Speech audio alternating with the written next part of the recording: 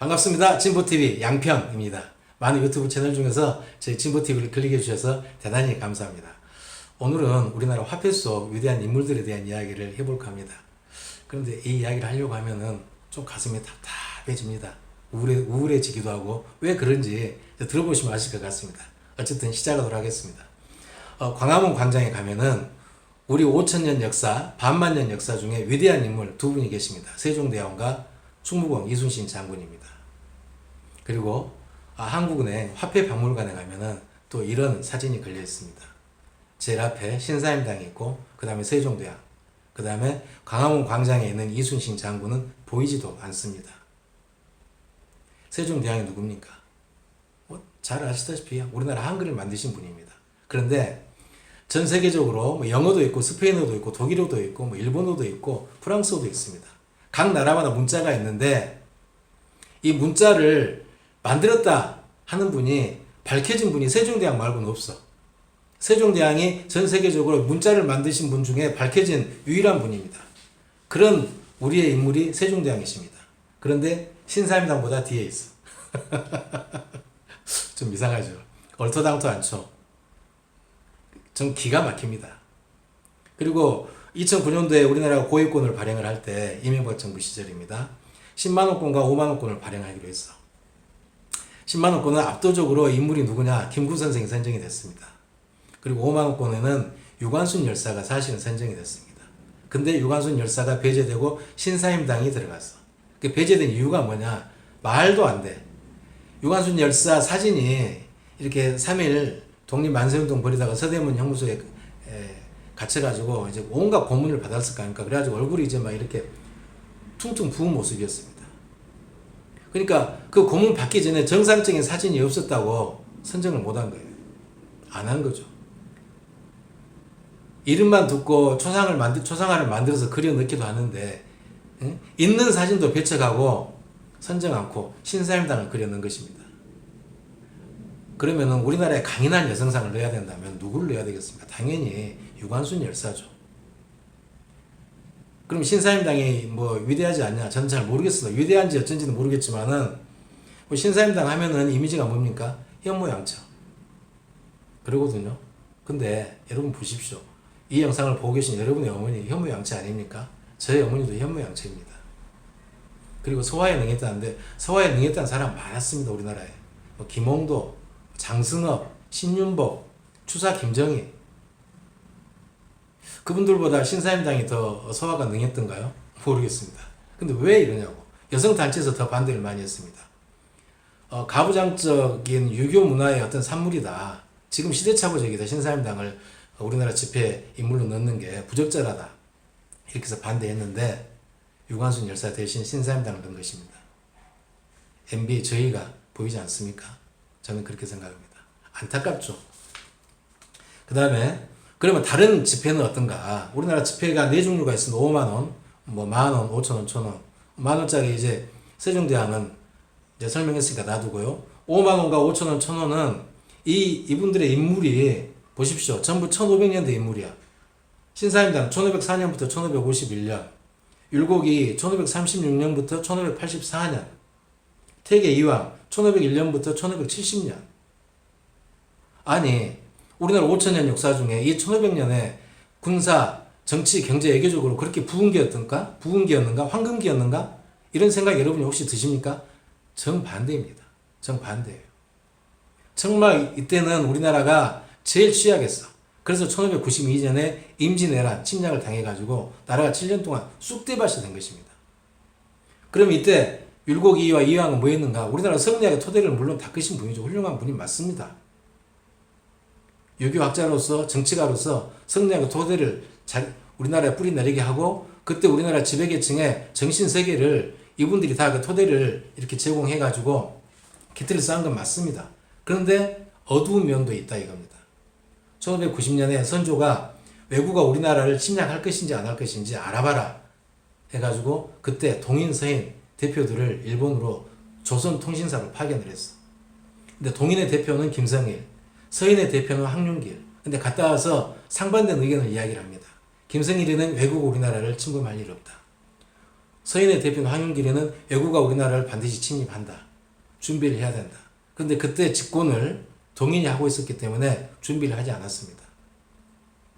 근데 이 동인과 서인의 영수가 각각 율곡 2위와 태계 2왕이란 말입니다.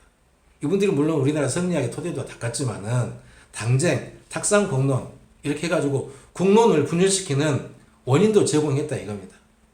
근데 꼭 이 시대 이 인물들을 화폐 속의 인물로 넣어야 되겠냐고. 웃기지 않습니까, 좀? 말이 안 되죠. 그 다음에 중국 이순신은 누굽니까?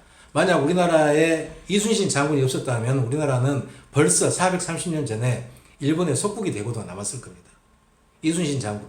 전무후무한 세계 해전사의 위대한 인물입니다. 신화적인 인물이죠. 23전, 23전승. 그리고 그 전쟁, 노량, 명량 대첩, 노량 대첩, 한산도 대첩. 이것은 거의 소설 같은 이야기입니다. 근데 현실이 되었어. 압승이죠, 압승. 12척으로 120척을 물리치고 500척 중에 450척을 수장시키고 격침시키고 말도 안 되는 일이 진짜 현실이 돼서 일어났습니다. 이순신 장군 아니면 안 되는 거죠. 이순신 장군에 대한 더 정확한 내용을 아시려면은 황현필, 역사를 가장 역사답게 가르치는 황현필 선생의 황현필 한국사 유튜브 한번 검색해 보세요. 정말 재밌게 볼 수 있습니다. 그런 이순신 장군이 제일 처음에는 500원 지폐 속에 등장했습니다. 그런데 그 지폐가 500원 동전으로 바뀌면서 학으로 바뀌죠. 학이 뭘 상징하느냐? 유교 선비의 고고함을 상징한다고 합니다. 유교 고고학이 우리나라는 정말 아직도 덜 되었어. 아직도. 그리고 나서 이순신 장군은 100원짜리 동전으로 강등합니다. 제일 처음에 100원짜리 동전은 눈도 부리부리하고 장군다운 어떤 위험이 느껴집니다. 그 다음에 또 100원짜리 동전이 또 바뀌어. 그래가지고 나이 들고 힘없는 노인의 모습으로 바뀝니다. 그런데 일본 놈들은 이순신 장군을 어떻게 생각했냐? 이순신 장군이 등장을 하면은 벌써 경기를 일으켜가지고 전쟁할 생각은 못해. 도망치기에 바빠. 그래서 일본 놈들이 그린 이순신 장군의 상상화가 이 두 가지 그림입니다. 무시무시하죠. 이렇게 무서운 존재인 이순신 장군, 우리는 이게 뭐냐고 지금. 100원짜리 동전 속에 힘없는 노인을 그려놓다니. 이건 이순신 장군은 능멸해도 도가 있지. 후손으로서 우리가 이렇게 해도 되는 겁니까? 이순신 장군을? 차라리 화폐 인물로 넣지를 말든지. 임진왜란에 나라를 구한 영웅을 최고위권에 넣어도 부족한데 이게 뭐냐고요. 이게 우리나라의 지금 현실입니다. 그리고 화폐는 어느 나라든지 화폐는 두 가지의 공통점이 있습니다. 나라를 한 번씩 이렇게 빼앗겨 본 나라들은 대부분 다 그 화폐 속 인물이 누구냐면은 독립 영웅들입니다. 그래서 인도는 간디가 모든 지폐 속에 등장합니다. 특히는 무스타파 카말인가 이 사람이 화폐 속 인물로 등장합니다. 다른 나라도 다 마찬가지입니다. 우리나라만 그렇지가 않아. 우리나라만 일부러 배제해. 아직도 우리나라는 친일파 손아귀에서 벗어나지 못했다. 아직도 진정한 독립을 하지 못했다. 이런 생각을 들게 하는 그런 내용입니다.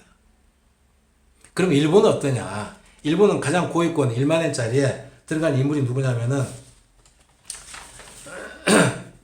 후쿠자와 유키치라는 놈입니다. 이 인물인데 이놈이 타라론을 주장했어. 아시아를 넘어서서 유럽으로 가자. 그리고 정한론을 주장했습니다. 그래서 우리나라, 중국, 대만 이런 인접 국가를 침략하는 이론적 토대를 제공한 놈이 이 후쿠자와 유키치라는 놈이야. 그런데 일본 놈은 아직도 최고위권에 1만엔 고위권에 이 인물이 들어가 있어. 아직도 침략 본성을 못 버리고 있다는 것입니다. 근데 우리나라는 뭡니까? 지금 김구도 있고, 안중근도 있고, 윤봉길이도 있고, 그러는데 그런 인물들 하나도 없고 몇백 년 전의 인물들만 넣어. 이거 무슨 부끄러운 일이냐고. 그리고 다른 나라들은 대부분 다 화폐 속 인물들이 뭐냐면 1800년, 1900년대, 지금 현대하고 100년, 200년밖에 차이가 안 나는 그런 인물들 위주로 화폐 속에 등장합니다. 우리나라는 뭡니까? 400~500년 전 성리학 학자들, 관료들 뭔가 바꿔야 되지 않겠습니까? 우리나라는 아직도 민족의 자긍심을 느낄 수 있는 인물들을 화폐 속에 한 분도 등장시키지 못하고 있다. 그 위대한 이순신 장군을 나이든 노인의 모습으로 고작 서랍 속에 굴러다니는 100원짜리 동전 속에 담아놓고 있다. 김구 선생은 어디 가고 유관순 열사는 어디에 있는가? 가슴 아픈 일입니다. 오늘은 우리나라 화폐 속 정말 가슴 답답한 구라통 터지는 이야기를 한번 해봤습니다. 제 이야기에 공감하신다면 구독 부탁드립니다. 그리고 끝까지 시청해 주셔서 대단히 감사합니다.